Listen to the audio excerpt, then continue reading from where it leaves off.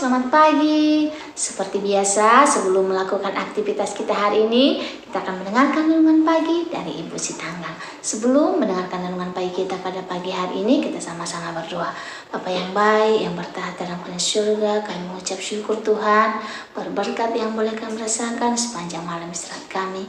Hingga pada pagi hari ini, kami boleh datang ke hadirat Tuhan melalui mendengarkan renungan pagi.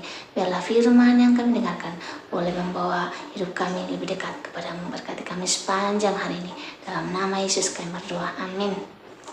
Sebelum saya melanjutkan firman Tuhan pada pagi hari ini, saya meminta bantuan teman-teman untuk tekan tombol like dan subscribe. Jangan lupa loncengnya sehingga saya lebih semangat dalam menyampaikan firman Tuhan, dan firman Tuhan boleh nyampai kepada teman-teman semua. Terima kasih, Tuhan memberkati. Judul renungan pagi kita pada pagi hari ini adalah mengumpulkan harta. Saya ambil ayatnya dari Matius 6 ayat 20. Tetapi kumpulkanlah bagimu harta di surga. Di surga ngengat tidak merusaknya, dan pencuri tidak membongkar serta mencurinya. Menimbun, menyetok, mengumpulkan barang, mungkin kita pernah melakukannya. Khususnya saat pandemi corona mulai merebak pada beberapa waktu lalu. Ada yang membeli bahan makanan dan kebutuhan sehari-hari dalam jumlah lebih banyak dari biasanya untuk persiapan. Karena di masa pandemi kemarin kita disarankan untuk tidak keluar dari rumah. Tapi kita juga menyaksikan mereka menimbun karena kekhawatiran yang berlebihan. Mereka menguras uang mereka untuk menimbun berbagai barang seakan ia tidak pernah keluar rumah lagi. Meski kondisi belum segenting itu, Yusuf saat dipercaya menjadi penguasa Mesir juga menimbun. Tetapi karena alasan yang benar, ia memerintahkan masa panen digunakan untuk menimbun bahan makanan dalam jumlah yang besar sebagai persediaan, karena setelah itu akan ada bencana kelaparan. Kejadian 41 ayat 48 sampai 49.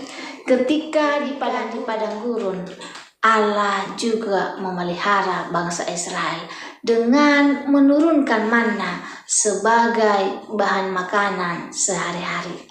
Allah memerintahkan mereka untuk mengambil manna dengan takaran yang secukupnya untuk keperluan per orang, yaitu segomer seorang. Kita boleh baca dalam Keluaran 16 ayat 16. Ada yang mengumpulkan banyak dan ada yang mengumpulkan sedikit sesuai kebutuhan.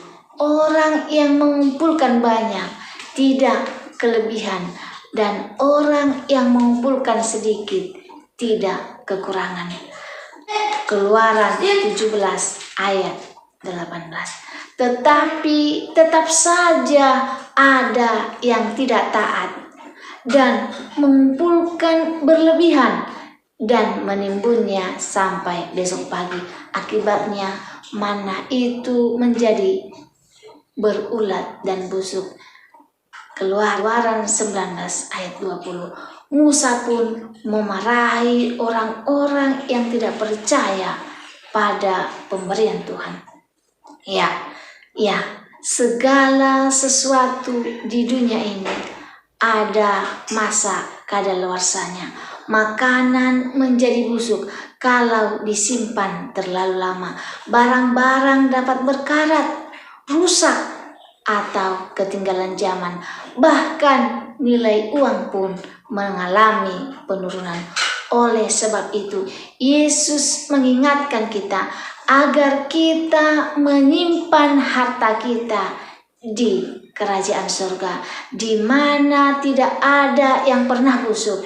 rusak atau kadaluarsa. Ini tentu juga termasuk bicara bagaimana kita memakai harta kita dan bagaimana kita menjalani hidup dengan bijak. Apa gunanya mendapat harta dunia tapi kehilangan Kristus sebagai yang terutama? Jangan menimbun hartamu di dunia, tapi kumpulkanlah hartamu di surga. Bagaimana caranya? Lalu bagaimana caranya menyimpan harta kita di surga? Saya membuat beberapa contoh bagaimana cara kita menyimpan harta di surga. Yang pertama, membantu pekerjaan penginjilan. Yang kedua, memberikan sumbangan ke panti asuhan dan panti jompo. Yang ketiga, membantu orang yang sedang kesusahan, mungkin gelandangan atau orang-orang yang sedang dilanda musibah. Yang keempat, pembangunan rumah Tuhan. Yang terakhir, memberikan persembahan dan perpuluhan untuk Tuhan. Dan masih banyak lagi yang boleh kita lakukan. Bagaimana kita menyimpan harta kita di surga. Dan yang perlu kita tahu bahwa uang dan harta yang kita miliki adalah milik Tuhan yang Maha. Bahwa uang dan harta yang kita miliki adalah milik Tuhan yang Maha Kuasa. Tuhan yang memberikan harta dan berkat. Dia juga bisa mengambil kapanpun dia mau sesuai dengan kehendaknya. Kita hanya berkesempatan untuk menggunakan, mengelola, dan mengembangkannya. Pahamilah, Tuhan juga akan meminta pertanggungjawaban atas uang dan harta yang dititipkan kepada kita. Jadi saudara-saudara, kita bersyukur atas apa yang Tuhan sudah titipkan kepada kita. Jangan kita menimbunnya di bumi, tetapi kita harus juga menyimpan harta kita di surga sesuai dengan firman Tuhan pada pagi hari ini. Semoga firman Tuhan ini dapat menolong kita mengubah pola pikir kita sehingga nama Tuhan dapat dimuliakan. Jika teman-teman merasa terberkati dengan firman Tuhan pagi ini, teman-teman boleh share di sosial media kamu sehingga banyak umat-umat Tuhan yang mau menyimpan hartanya di surga dengan senang hati. Terima kasih, Tuhan memberkati. Sebelum mengakhiri renungan pagi kita pada pagi hari ini, kita sama-sama berdoa.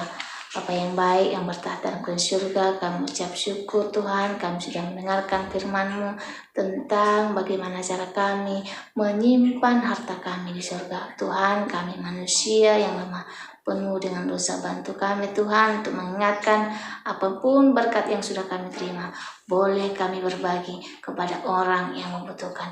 Berkati kami sepanjang hari Tuhan, dalam nama Yesus kami doa, amin.